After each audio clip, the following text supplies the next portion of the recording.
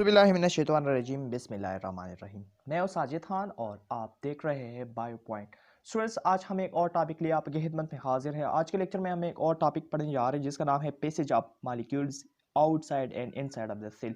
कि जो मॉलिक्यूल की मूवमेंट होती है सेल के अंदर और बाहर की तरफ, तो ये कैसे होती है और कौन कौन से ऐसे प्रोसेस होते हैं जिसके अंदर ये इन्वॉल्व होते हैं। तो आज के लेक्चर में हम इसके बारे में डिटेल से पढ़ने जा रहे हैं। तो सबसे पहले हम डिफ्यूजन के बारे में पढ़ेंगे और बाकी जो सारे प्रोसेस है आने वाले लेक्चर में हम इसको डिटेल से पढ़ने जा रहे हैं। तो कहीं भी मत जाएगा, वीडियो को आपने पूरा देखना है और स्किप नहीं करना है। तो चलिए स्टार्ट करें अपने टॉपिक।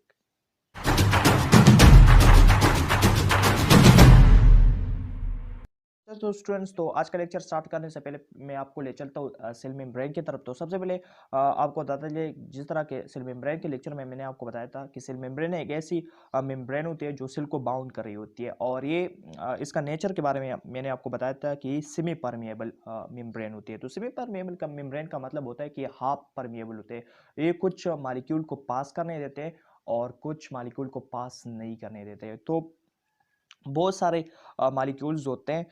तो इनमें से कुछ बड़े होते हैं, कुछ छोटे होते हैं, कुछ के ऊपर पॉजिटिव चार्ज होते हैं, कुछ के ऊपर नेगेटिव चार्ज होते हैं। तो ये किस तरह सेल के अंदर जाते हैं बाहर इन्वायरमेंट से, और फिर जो मॉलिक्यूल वहाँ से इन्वायरमेंट की तरफ बाहर की तरफ आते हैं, तो इसको भी सेल मेम्ब्रेन से बाहर पास होना पड़ता है और फिर इन्वायरमेंट में आते हैं। तो सेल मेम्ब्रेन से पास होने के लिए इसको कुछ प्रोसेस की ज़रूरत होती है। तो वो कौन कौन से प्रोसेस होते हैं जो सेल की इनसाइड और आउटसाइड की जो मॉलिक्यूल को मूवमेंट होती है इसके अंदर ये इन्वॉल्व होते हैं। तो आज के लेक्चर में हम इन्हीं सारे प्रोसेस के बारे में डिस्कस करने जा रहे हैं।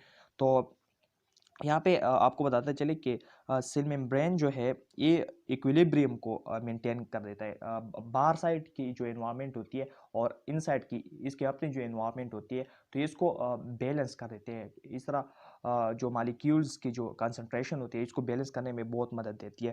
तो कौन कौन से ऐसे प्रोसेस होते हैं जिसके अंदर ये इन्वॉल्व होते हैं। तो सबसे पहले अगर हम बात करें तो यहाँ पे हमारे साथ सबसे पहले आता है डिफ्यूजन। तो डिफ्यूजन का जो प्रोसेस होता है, तो यहाँ पे यहाँ को पता चले यहाँ पे। तो डिफ्यूजन क्या होती है, ये बेसिकली एक मॉलिक्यूल की मूवमेंट होती है हायर कंसंट्रेशन से लोअर कंसंट्रेशन की तरफ। तो आज के लेक्चर में हम इसको डिटेल से पढ़ने जा रहे हैं। दूसरा हमारे साथ है पेसिलिटेटेड डिफ्यूजन, तो इसको भी हम पढ़ेंगे। फिर आते हैं थर्ड नंबर हमारे साथ ऑस्मोसिस, फोर्थ नंबर पे हमारे साथ आए फिल्ट्रेशन, एंड फिफ्थ नंबर हमारे साथ आता है active and passive transport, and six number पर हमारे साथ आता है एंडोसाइटोसिस एंड एक्सोसाइटोसिस। तो प्रोसेस को समझने के लिए आपको ये लेक्चर पूरा देखना होगा। तो इसको हम रफ्ता रफ्ता हम इसको पढ़ेंगे और आने वाले लेक्चर में हम पढ़ेंगे। और तो आज के लेक्चर में हम डिफ्यूजन के बारे में डिटेल से पढ़ने जा रहे हैं। तो आते हैं डिफ्यूजन की तरफ। तो डिफ्यूजन हम सबसे पहले हम कहते हैं कि डिफ्यूजन हम किसे कहते हैं। तो डिफ्यूजन को कुछ इस तरह हम डिफाइन कर सकते हैं कि the movement of molecules from an area of higher concentration to the area of lower concentration। की जो मॉलिक्यूल की जो मूवमेंट होती है, तो हायर कंसंट्रेशन से लोअर कंसंट्रेशन की तरफ जो इसकी मूवमेंट होती है, तो इसको हम डिफ्यूजन कहते हैं। फॉर एग्जांपल यहाँ पे एक कंटेनर है, परस कर यहाँ पे मैं ड्रा कर रहा हूँ। तो इसके अंदर बीच एक पार्टीशन है, इससे जो है ये दोनों को जुदा कर रहे होते हैं एक दूसरे से। तो फर्ज करें यहाँ पे कुछ मॉलिक्यूल है, इसकी कंसंट्रेशन ज़्यादा है यहाँ पे, तो बहुत ज़्यादा है। फॉर एग्जांपल यहाँ पे फर्ज करें इस पार्टीशन के अंदर ए नंबर पार्टीशन में इसको कहता हूँ और इसको मैं बी नंबर कहता हूँ।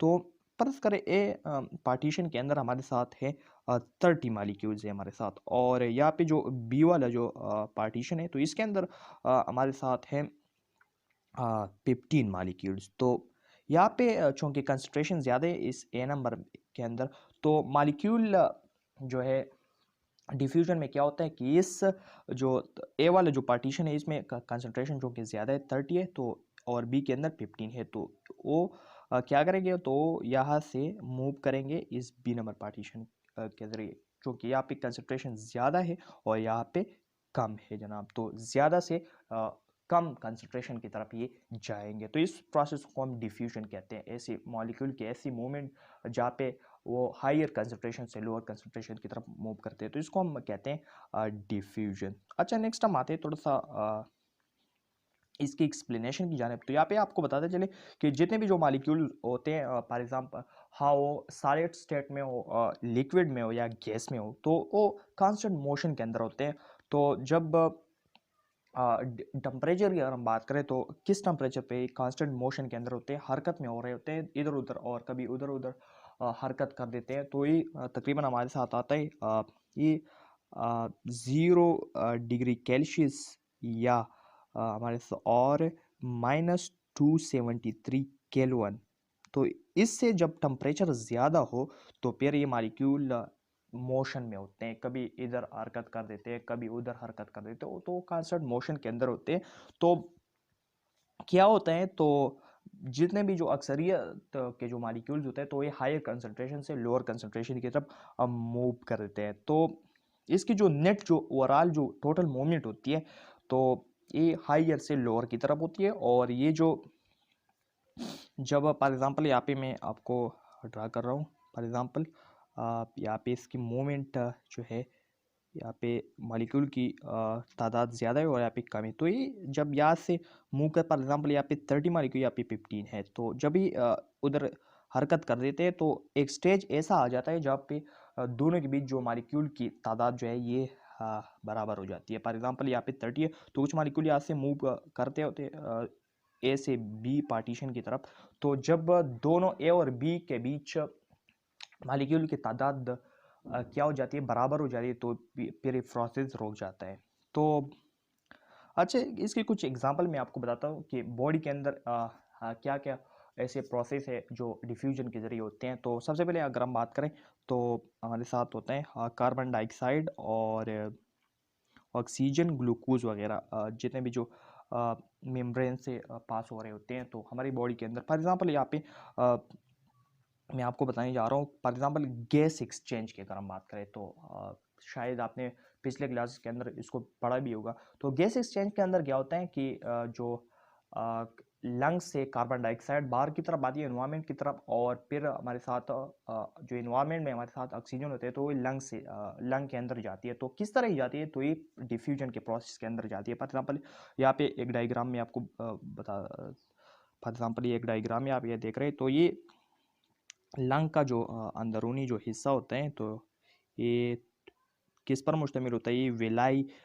छोटे छोटे अंगूर दानों जैसे छोटे छोटे चीज़ें होती है, इसको हम वेलाई कहते हैं। तो इसके अंदर क्या होते हैं, इसके अंदर जो कार्बन डाइऑक्साइड जो CO2 की कंसंट्रेशन होती है तो ज़्यादा होती है, और इसके इर्द गिर्द जो है ब्लड के फिलेरीज होते हैं जिसके अंदर ब्लड फ्लो कर रही होती है। तो इस ब्लड के अंदर हमारे साथ जो ऑक्सीजनेटेड ब्लड होती है, तो इसके अंदर जो है यहाँ पे क्या होता है, तो सॉरी यहाँ पे एक मामला कुछ उलट हो रहा है। तो यहाँ पे मैं आपको बता चलूँ कि यहाँ पे जो ब्लड के फिलेरीज होते हैं तो इसके अंदर जो क्या होती है, ये कार्बन डाइऑक्साइड की कंसंट्रेशन ज़्यादा होती है, और इस जो क्या होते हैं इसको हम क्या कहते हैं, विलाई हम इसको कहते हैं। तो इस विलाई के अंदर क्या होते हैं, ऑक्सीजन चूँकि बाहर से आ रही होती है लंग के अंदर, तो विलाई के अंदर ये पहुंच जाते हैं। तो क्या होता है फिर, तो इसके अंदर ऑक्सीजन की कंसंट्रेशन O2 की कंसंट्रेशन ज़्यादा हो जाती है।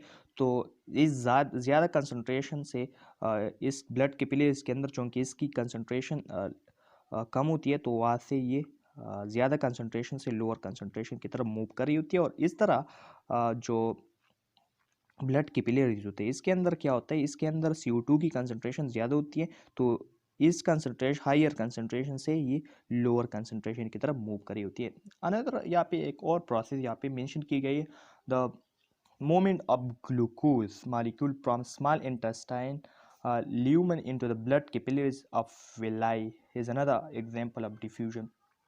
कि जो जब हम खुराक खाते हैं तो जो होते होते ये स्मॉल इंटेस्टाइन की तरफ जब आती है, तो यहाँ से इसके अंदर जो न्यूट्रिएंट्स होते हैं, जो शुगर वगैरह होती है, तो ये ब्लड कैपिलरीज के अंदर क्या हो जाती है, वो एब्जॉर्ब हो जाती है। तो किस तरह एब्जॉर्ब होते हैं, तो ये भी डिफ्यूजन के प्रोसेस के ज़रिए एब्जॉर्ब हो जाती है। फॉर एग्जांपल यहाँ पे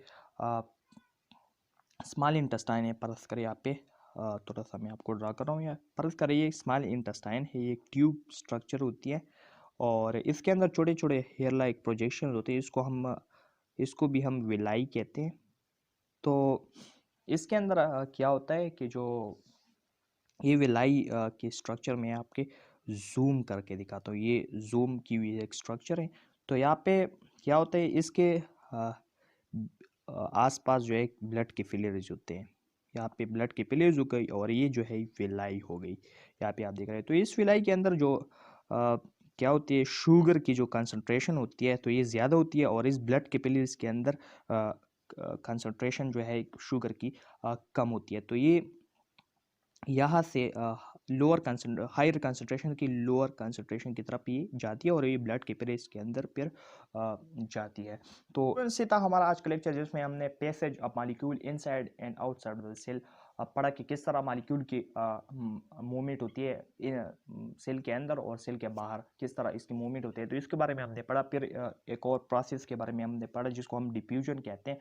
तो इसके बारे में हम पढ़ा था। आने वाले लेक्चर के अंदर हम एक और जो प्रोसेस हो रहे होते हैं, जो मूवमेंट मॉलिक्यूल की जो मूवमेंट होती है इनसाइड और आउटसाइड द सेल, इसके अंदर जो प्रोसेस इन्वॉल्व होते हैं डिफ्यूजन के लिए, तो इसके बारे में हम धीरे धीरे हम इसके बारे में पढ़ने जा रहे हैं। तो तब तक के लिए इतना ही। अगर आपने अभी तक हमारे चैनल को भी सब्सक्राइब नहीं किया तो अभी यूट्यूब पे जाके हमारे चैनल को भी सब्सक्राइब ज़रूर कीजिए और बेल आइकन पर प्रेस करें ताकि हर हमारी नई आने वाली वीडियो आप तक बर वक्त पहुँचती रहे। और इसी तरह हमारे फेसबुक पेज को भी लाइक और फॉलो ज़रूर कीजिए और इस वीडियो को अपने दोस्तों के साथ शेयर कीजिए। तो मिलते हैं एक नेक्स्ट लेक्चर के अंदर। तब तक के लिए अपना बहुत बहुत ख्याल रखिएगा।